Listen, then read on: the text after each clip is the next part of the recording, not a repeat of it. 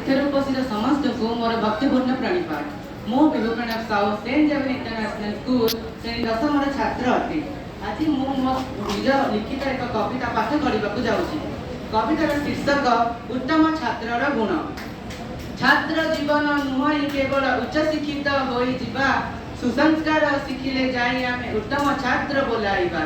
ପିତା ମାତା ଗୁରୁଙ୍କ ଆଶାସ୍ଥଳ ଆମେ ନିଜେ ପାଲଟି ଯିବା, ନ ଆଣିବା ତାଙ୍କ ନୟନେ ସେ ପ୍ରତି ଦୃଷ୍ଟି ଦେଉଥିବା।